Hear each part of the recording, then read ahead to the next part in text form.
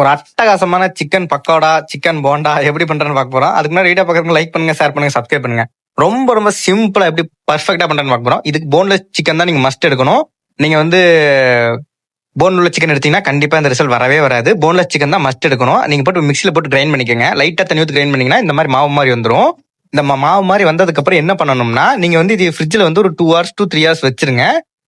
ஃப்ரீசர்ல வைக்கக்கூடாது, normal temperature இதை கூலிங்ல வச்சிருங்க. வச்சீங்கன்னா உங்களுக்கு வந்துட்டு கரெக்டா இருக்கும். அதுக்கப்புறம் வந்து கொஞ்சம் கெட்டியாயிரும். அதுக்காக 2 எக் எடுத்துக்கங்க. நான் வந்து 1 கிலோ சிக்கன் போன்லெஸ் எடுத்திருக்கேன், அதனால 2 எக் எடுக்கிறேன். நீங்க அதுக்கு மேல எடுத்தா அதுக்கு தகுந்த மாதிரி நீங்க வந்து எக் நீங்க எக்ஸ்ட்ராவா சேர்த்திக்கங்க.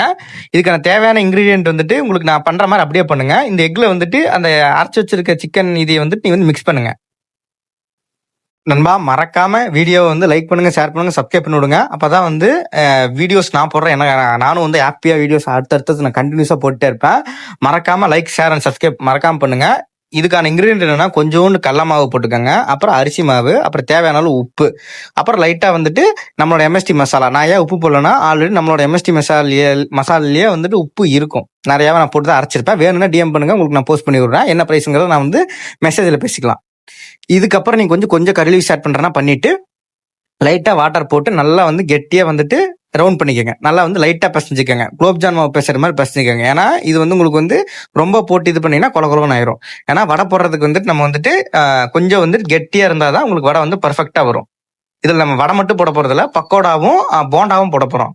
அது ரொம்ப சிம்பிள் கைஸ். எப்படிங்கிறது பாருங்க. இது உருண்டையை போட்டு நீங்க என்ன பண்றீங்கன்னா அமுத்திடுங்க. அமுத்திட்டு நம்மளோட கரண்டி இருக்கு பாத்தீங்களா, ஃப்ரைங் கரண்டியில வந்து வச்சுட்டு நீங்க வந்துட்டு டேரக்டா உள்ள வச்சுங்க. அப்படியே போடக்கூடாது, ஃப்ரை ஆகாது. அந்த கரண்டியில மட்டும் வச்சு நீங்க வந்து எடுத்தீங்கன்னா சூப்பரா வந்து உங்களுக்கு வந்து ஃப்ரை ஸ்டார்ட் ஆயிரும். நான் பாருங்க இந்த மாதிரி வச்சிருக்கேன். இந்த மாதிரி நீங்க வந்து அமுத்தி விட்டு அப்படியே நீங்க வந்து ஒவ்வொரு வடையா தான் பொரிச்சு எடுக்க முடியும். சிக்கனோட மொத்தமா போட்டீங்கன்னா கீழே ஒட்டிக்கும். ஏன்னா சிக்கன் வந்து நம்ம பாயில் பண்ணாம அப்படியே நம்ம வந்து கிரைண்ட் பண்ணி நம்ம போடுறதுனால இந்த மெத்தட் பண்ணீங்கன்னா தான் வேகும். அது நல்லா வந்து லோ ஃபிளேம்ல வச்சு அதிக நேரம் டெம்பரேச்சர் வச்சு நீங்க குக் பண்ணீங்கன்னா தான் பெட்டரா இருக்கும்.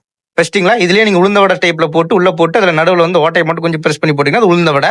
பக்கோடா வந்து சின்ன டைப்பா வந்து போட்டு எடுத்தீங்கன்னா பக்கோடா. பாருங்க, நான் லோ டெம்பரேச்சர்ல ஃப்ரை பண்றேன். மேக்ஸிமம் 5 to 10 நிமிஷம் எடுக்கும் இது ஃப்ரை ஆகிறதுக்கு. அதுக்கு முன்னாடி ஃப்ரை பண்ணீங்கன்னா கண்டிப்பா ஃப்ரை ஆகாது. மேல ஃப்ரை ஆன மாதிரி இருக்கும், உள்ள வேகாது. ஏன்னா சிக்கன் வந்து நம்ம வந்து இது பண்ணவே கிடையாது, பாயில் பண்ணவே கிடையாது, டேரக்டா போடுறோம். அதனால கொஞ்சம் டைம் எடுக்கும். இது பாருங்க, உருண்டை பண்ணி போடுறோம். இது வந்து டேரக்டா உருண்டை பண்ணி போடுறது. இது வந்து கொஞ்சம் ஹை டெம்பரேச்சர்ல பொரிச்சிங்கன்னா தான் இது உள்ள வேகும், இல்லைன்னா வேகவே வேகாது. இது ஒரு மெத்தட். பக்கோடா வந்து சின்னதா வந்துட்டு நீங்க வந்து பூந்தி போடுற மாதிரி போட்டுருங்க. பாருங்க, சின்ன இந்த மாதிரி சின்ன எடுத்து போட்டீங்கன்னா இதுவே உங்களுக்கு வந்து பர்ஃபெக்டா வந்துட்டு உங்களுக்கு வந்து கிறிஸ்பியா வந்துடும். இது பக்கோடா. ஒரே ரெசிபியில உங்களுக்கு நான் வந்து 3 டைப் ஆஃப் சிக்கன் வடை, போண்டா, பக்கோடா எப்படி பண்றதுன்னு போட்டோம். பஜ்ஜி இதுலயே நீங்க வந்து தட்டி பஜ்ஜி மாதிரி போட்டீங்கன்னா பஜ்ஜி. இவ்வளவுதான் நண்பா. ஷாப்ல இதே தான் தருவாங்க. சின்ன ஸ்ட்ரீட் கடையில எல்லாம் வந்துட்டு சிக்கன் வடை வந்து இதே மெத்தட்ல தான் போடுவாங்க. ஏன்னா கொஞ்சம் வந்துட்டு அஜினாமோட்டோலாம் போட்டு ரொம்ப கெடுதலா போடுவாங்க. பட் ஆனால் நம்ம வீட்டில் பண்றதுல நம்ம வந்து அரிசி மாவு இந்த மாதிரி மாவு போட்டு ரொம்ப ஹெல்த்தா பண்றோம். இவ்வளவுதான் நண்பா டிஃப்ரெண்ட் வந்து ஷாப்ல பண்றதுக்கும் இங்க நம்ம வீட்டில் பண்றதுக்கும். வீட்டில் செஞ்சு ஹெல்த்தியா சாப்பிட்றது தான் நமக்கு நல்லது. தேங்க்யூ ஃபார் வாட்சிங். இந்த ரெசிபி மறக்காம செஞ்சு ஃபேமிலியோட சாப்பிடுங்க. மறக்காம லைக் பண்ணுங்க, ஷேர் பண்ணுங்க, சப்ஸ்கிரைப் பண்ணுங்க. மஸ்ட் இந்த ரெசிபியை சூப்பரா செஞ்சு குழந்தைங்களுக்கு கொடுங்க, நீங்களும் சாப்பிடுங்க நண்பா. பர்ஃபெக்டான சூப்பரான வடை, சிக்கன் வடை, பக்கோடா, போண்டா ரெடி.